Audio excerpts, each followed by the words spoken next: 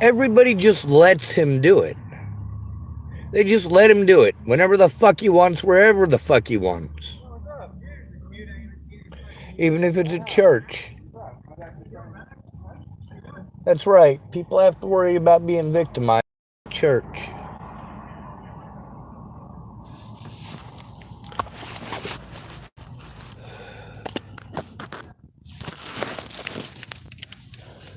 When somebody is abused at your church and you're supposed to be a mandated reporter, maybe you should find out what the laws are.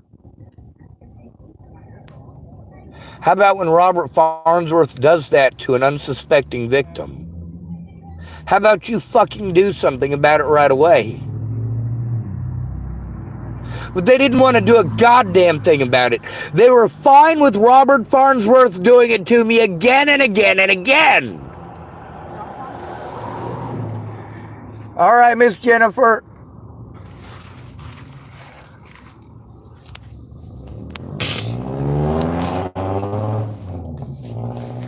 It was this church, First Christian Church, 2203 4th Street, Pacific Christian School.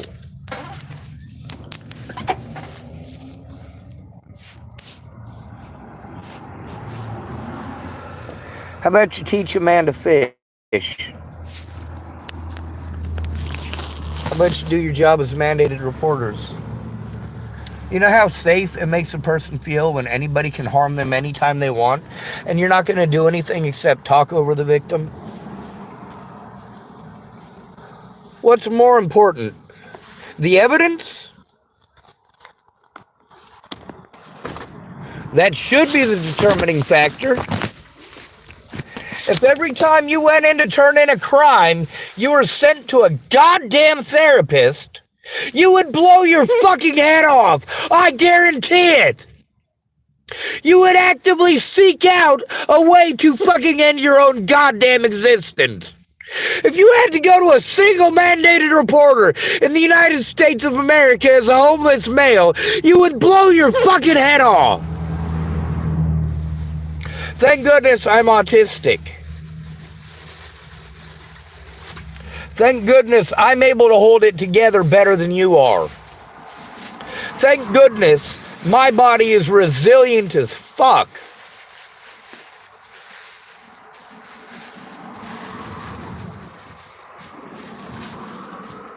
You know, I've had a lot of people type that to me and tell me that. Say, hey, Sean, if I had to go through what you're going through, I'd kill myself. I know you would.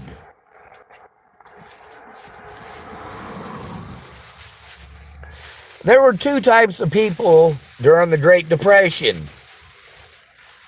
There were the survivors who continued to survive, and there were the rich people who didn't know how to survive and blew their fucking brains out.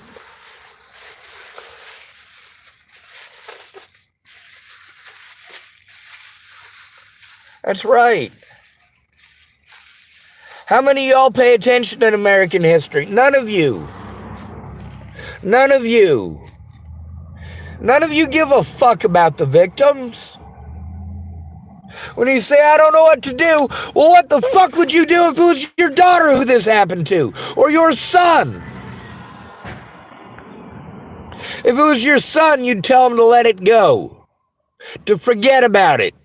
To move on, to go somewhere else, or you tell him it was his fault for being there. What would you do if it was your daughter? You'd probably call it in right away.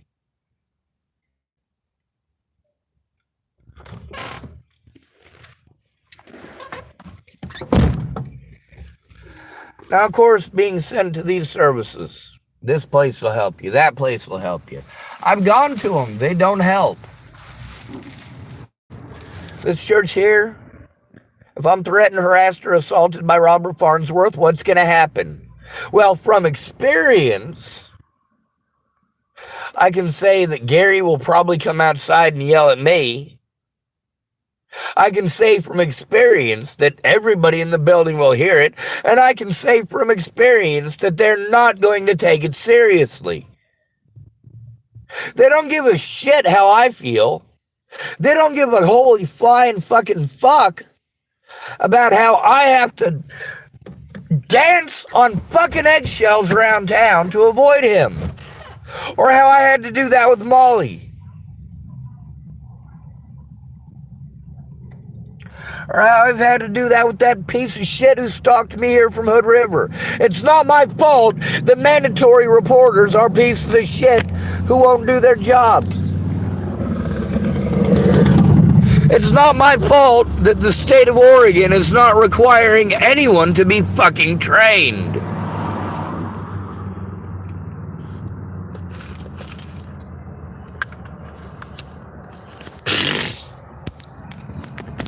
It was illegal and immoral for the cops to pawn me off onto anyone instead of doing their fucking jobs. And that's the problem. Nobody's going to do their fucking job. They don't care who gets killed. They're lucky I don't pull an Ariel Sharon and 101 their asses.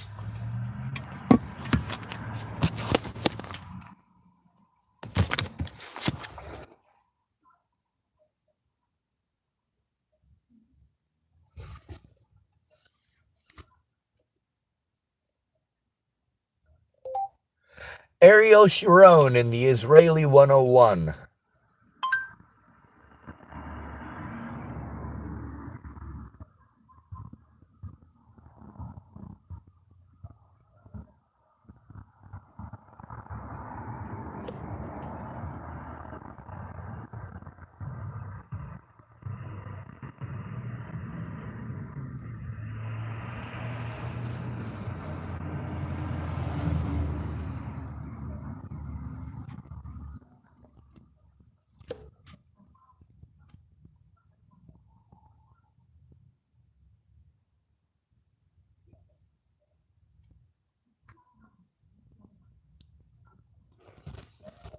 All right, let's see. Mossad. Yeah, that's precursor. Well, the 101 is precursors.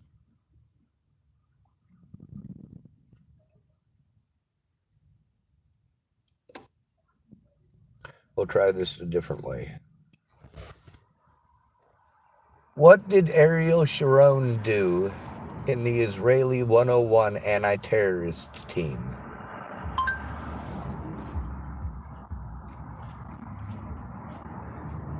Yeah, fuck it. We'll just play this one. Israelis have been fighting terrorism since well before the establishment of the state, and with pretty mixed results. In response to terrorist attacks on the border, General Moshe Dayan and Colonel Ariel Sharon created the legendary, and many would say notorious, Unit 101, Israel's first special ops team. But the unit was ultimately pretty short-lived, ending in controversy. What led to Unit 101's disbanding only 5 months after its creation, and what impact did it have on the new state? They killed a lot of people. Burned down a lot of mosques. They had a rule of ratios. Way before it declared statehood. 2 massacres in 1929 killed 87 Jews and wounded 138 more. 21 were murdered during the Bloody Day in Jaffa in 1936. Attacks in 1937 saw 3 children and a parent shot dead in their Tzfat home, and 5 Jews killed in an ambush near Har HaRuach. 6 Jews were killed while traveling from Haifa to Tzfat in 1938, and the 1938 Tiberias pogrom left 19 dead. The 40s also saw a steady string of attacks in which hundreds more were killed. The attacks didn't stop after Israel achieved independence in 1948. Terrorists, who were called fedayeen, or self-sacrificers in Arabic, began crossing the border regularly from Jordan in the east and Egypt in the southwest to carry out attacks against Israeli civilians. And when I say regularly, I mean thousands of infiltrations and attacks that killed hundreds. So, fear was a part of everyday life for Jews in Israel, both before and after it declared independence. Many Israelis had survived the Holocaust as well as a traumatic war of independence that saw some 6,000 Israeli casualties. And these terrorist attacks just reminded them that they were still vulnerable. Israel was at a loss as to how to defend its citizens. Today, the Israel Defense Force might make you think of military might and super high-tech counterterrorism units. But back then, Israel was still just a fledgling state in its early and formative years, under attack from all sides even after the 1948 war had officially ended. And the concept of counterterrorism wasn't really a thing yet. This brings us to Ariel Sharon. After 4 Palestinian Fedayeen attacks killed 3 Jews and wounded 6 more within a 2-week period in the summer of 1953, Prime Minister David Ben-Gurion's administration reached a breaking point and said enough was enough. The newly sovereign state of Israel would protect its citizens and would not allow terrorist invasions to continue. I mean, sounds reasonable enough, right? But what should they do? So, in August 1953, Unit 101 was formed, a commando unit of 50 men chosen by invitation only and led by Ariel Sharon. The 101 would cross borders, strike terrorist bases in Jordan and Egypt, and disappear like ghosts. So, when a family in the village of Yehud was murdered by a grenade lobbed through their window as they slept, Unit 101 took action. Many of the terrorist Fedayeen were believed to be based in or near the Jordanian West Bank village of Kibbia, so that is where the 101 went. The choice of target would later become a national dispute. On the night of October 14th, 1953, Unit 101, along with an IDF company, infiltrated Jordan, fired mortars, and inflicted heavy damage on Kibbia. If Fedayeen wanted to throw bombs through the windows of quiet Israeli homes, the 101 could play that game. The 101 chose their demolition targets, shouted a warning into the buildings, causing villagers to flee, and blew up dozens of buildings in a single strike. But tragically, they didn't just demolish buildings and kill terrorists. The soldiers of the 101 soon realized that they were responsible for the deaths of about 60 civilians, 2/3 of whom were women and children. Ariel Sharon believed that many villagers were hiding in the buildings and simply didn't hear the soldiers' warnings. This was a travesty, but here's the uncomfortable reality. After Kibbia, the wave of terror along the Jordanian border did dry up. These reprisal attacks were a moral conundrum, and it was difficult for Israel to justify them. But Ben-Gurion believed that they were necessary to show the Arabs that Israel was here to stay. At the same time, he couldn't have the world thinking that the IDF was involved. So, in an effort to save face, he officially claimed that Jewish civilians living on the border carried out the raid. Many Israelis, like Foreign Minister Moshe Sharet, thought this was a ridiculous claim. Condemnation spread from without and within, but many insiders saw it as just the cost of war. Members of the 101 did the dirty work soldiers are sometimes asked to do. Their reactions ranged from, "We were just doing our job," to, "Oh my God, what have we done?" Originally, General Moshe Dayan had expressed strong reservations about the formation of Unit 101 as a division designed solely for retaliation. But ultimately, he reversed his position and became one of the architects of the Kibbia attack. After the attack, he didn't sidestep the controversy and said, quote, "We can exact a high price for our blood, one that Arab regimes will not consider worth paying." Every Dayan in the government was counterpointed by leaders like Ambassador to the U.S., Abba Eban, or Foreign Minister Moshe Sharet, who were horrified and embarrassed by the events and doubted whether reprisals actually brought the security they were intended to bring. But the numbers spoke for themselves. The decrease in Fedayeen attacks indicated that the 101's attacks were in fact effective. After the controversy of Kibbia, though, Unit 101 was disbanded.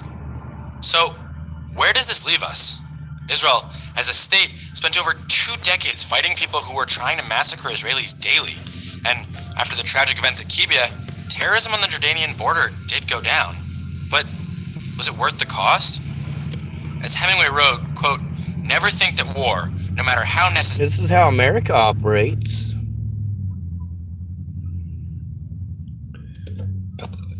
"18 people involved in a bombing attack on 9/11. How many people have we murdered since as a nation?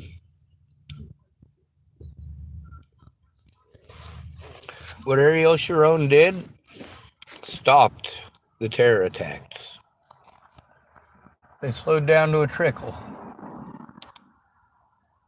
If you burn down one temple, they burn down 7 mosques. You blow up one house, they'll blow up a city block. You blow up an airplane, they'll blow up an airport.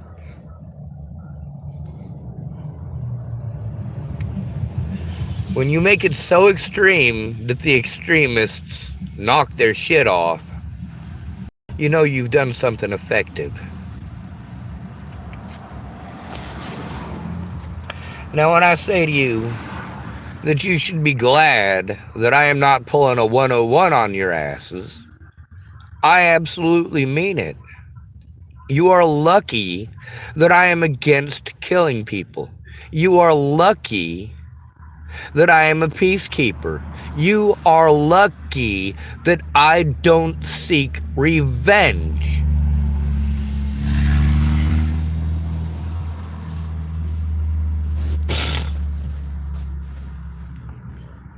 Fuck the United States and everyone in it.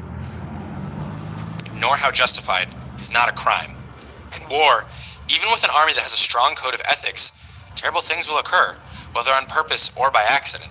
In the immortal words of Civil War Union General Sherman, war is hell. So, how do Israelis deal with survival while under attack from all sides, while still trying to maintain the moral high ground that Israeli society aspires to?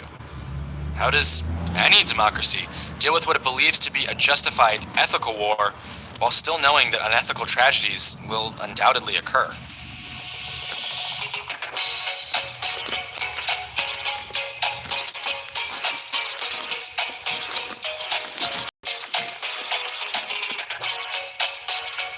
Now, you might ask yourself, if you pay any attention, why Ariel Sharon is one of my heroes. Well, you might be surprised to know that he's not. Like I said, my heroes don't shoot people. My heroes aren't killers.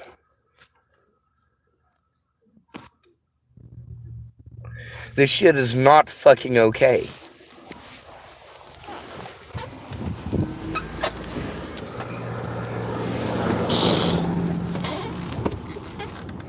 Fuck this goddamn country and everyone in it. Fuck every mandated reporter. Every one of these pieces of shit wants to look the other way. Every one of these pieces of shit shows they don't give a holy fucking goddamn. It's not about feeding human beings. It's just about recognition for feeding human beings.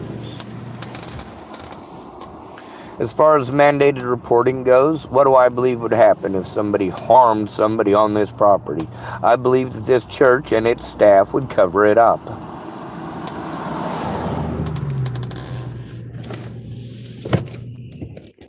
It's not okay. Now, don't get me wrong, I like Eileen. I like Richard. I really do.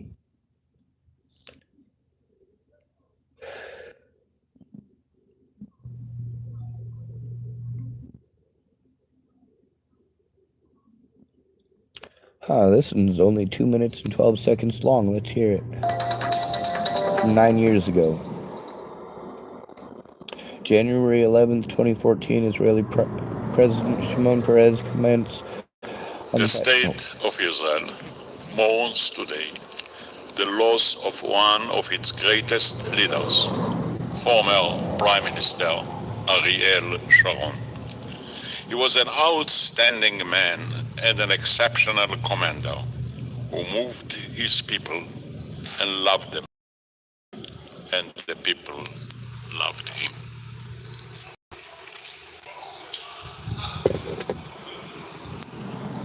He will remain a unique leader who brought victory and offered hope in the long history of our people. May he rest in peace. It's a great loss for the Jewish people. Ariel Sharon lived for us and died for us. I believe that Ariel Sharon, he sacrificed Gaza Strip in order to save Judea and Samaria, to show what happens when the Israeli army and settlers, they move out. No peace comes hell. I remember him as a great man and a great leader, but I think he made a mistake with the disengagement because it didn't bring us peace. Very bad. I'm very sad. It was... Yeah, I'm not sure how many of y'all know that before you go talking about how horrible Israel is to Palestine. Here's how Israel ended up with Palestine, and then how Palestine ended up with Palestine. Before World War II, a whole bunch of Jews bought up a bunch of land in Palestine, and the Palestinians killed them all after taking their money. They did this before World War II, and then they did it again after World War II. And that's what began the war that in 1948 resulted in the Israelis being given their own country, their own land. So then we entered the 6 Days War and some other such BS situations like that, where what did the Egyptians do? They took over Palestine, they whooped the shit out of the Palestinians, treated them like second-class human beings, beat them, shot them openly in the streets, hung their bodies throughout different villages and towns there. The Palestinians did not have it easy. So then, of course, we end up with the Yom Kippur War and the 6 Days War, and we end up with a whole bunch of land that the Israelis get a hold of. Primarily Palestinian land. The very same people who had wholesale slaughtered Jews before World War II and immediately thereafter. Now, all the Jews who settled there agreed to live under the laws of those nations. When they became their own nation, none of these peoples wanted to live under Israeli law.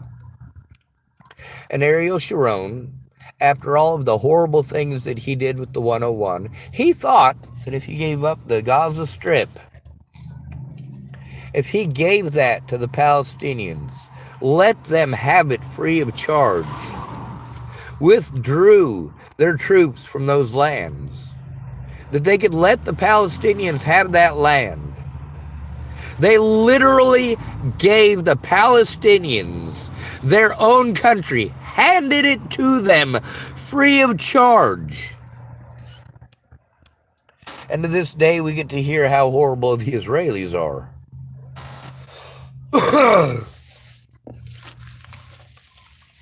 I don't know about you, but I think it'd be nice to be handed my own goddamn country. Wouldn't it be nice if myself and all these hobos could move to another country? Have our own country? Wouldn't it be nice if the United States would carve out a section of itself to make a country for us? It's gross. And it's reality.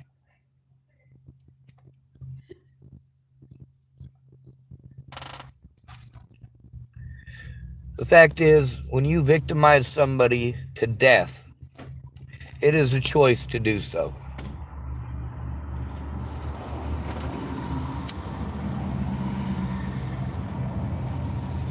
The bullies aren't the ones who victimize somebody to killing themselves.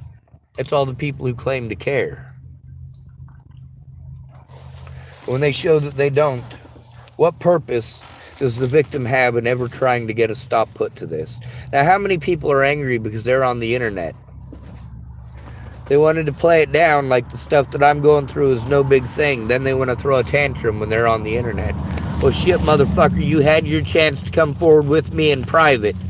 You chose to be a piece of shit, so nothing's private. There are consequences to being a piece of shit. There are also consequences to pretend to be a Christian. Don't tell me about your Jesus. If you really believe in Jesus, you don't have to talk about the Jesus. You show the Jesus through your actions. When you want to tell me about the Jesus and you're going out and raping people every night, and then you want to pretend it's okay because at the end of the day, the end of your life, you believe that you're going to say, "Oh, Jesus, I love you, take me to heaven." You can rape children, and Jesus will accept you into heaven. You can murder a pregnant mother of 4 in front of her kids. You can still go to heaven. You can be completely unrepentant, and then on the last day of life, pretend to give a shit while you have lived a wicked life, pretending to believe in Jesus on your last day here. That you can pray to the Jesus and say, "Jesus, I accept you into my heart as my personal Lord and Savior," and he's actually going to accept you. No, you didn't accept him as your personal Lord and Savior. You spent your life sinning and using Jesus as a fucking excuse. What the hell makes you think that he's going to let you in there now that you're afraid of consequences for your actions? I don't believe in your Jesus. I believe in a Jesus. I believe that Jesus the Spitter actually existed. Alfie Templar typed, Hobo Island, I'm in. Eyes on the Channel Islands. I do like the Channel Islands. I'm real partial to the Aleutians, though. I'm not sure if you knew this, but there's a lot of southern Aleutians that are real nice. I do like the Marianas Islands, but I think right now it'd probably be a good idea to get some other f***ers and some boats over there to Samoa and try to beef up their shoreline before the whole goddamn thing goes under. That's a lot of people who are going to be displaced here just shortly if we don't do something. Not sure if you guys know about the Samoan contribution in World War II, but these men are complete and total badasses.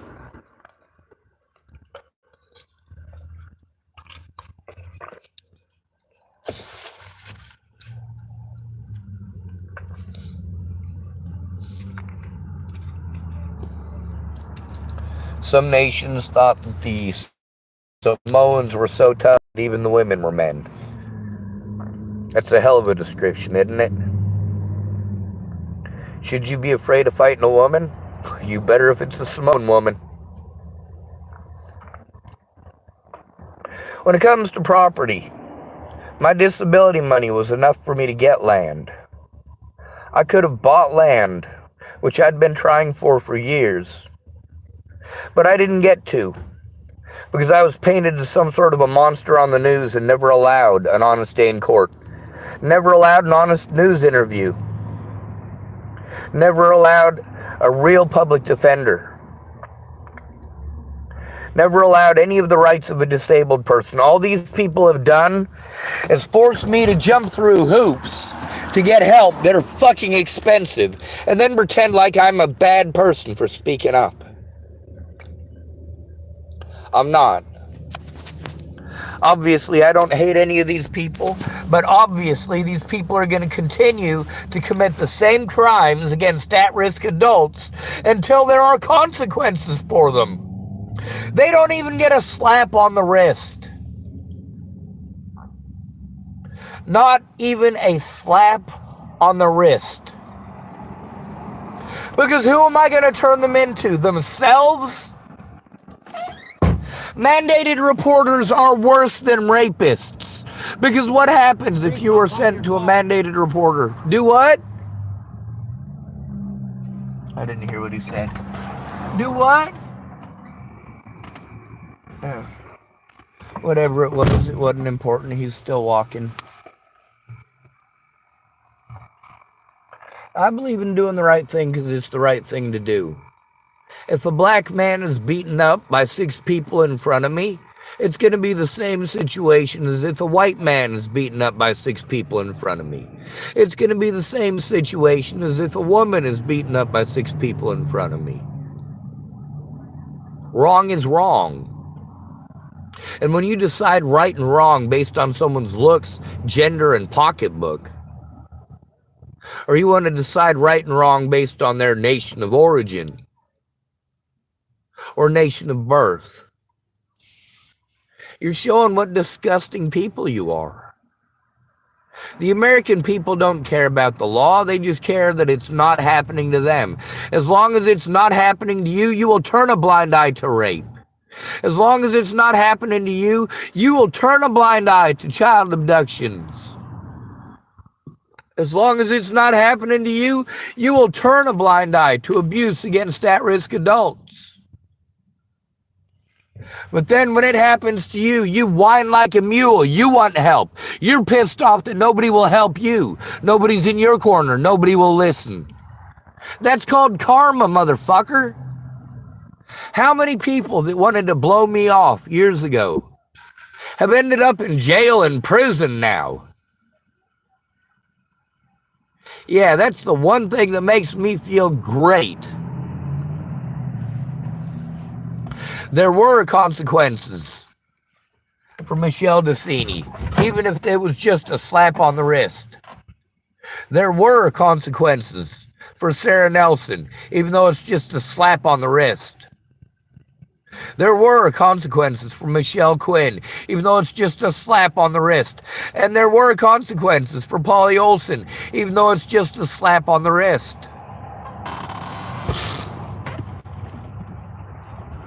Before Natalie Bollinger was killed, I finally got disability. I was in low-income housing in Chapel, and I was having to pay rent at Kenneth Wilson and Leatha Plunkett's in Inglewood, Colorado, because the only place that I could actually go for help, according to Nicole and the Dual County Sheriff's Department, who did I have to go to? I had to go to the Front Range to get services. So I got a hold of Nicole Gerald and Jeff Ritter. And they were supposed to help. They were on the Front Range in Colorado. So I had to set up base in Colorado. But the only people I knew in Colorado, either they got a bunch of kids and they're living with somebody they're not to live with, or of course there's a situation with so many of them being drug dealers. God damn it.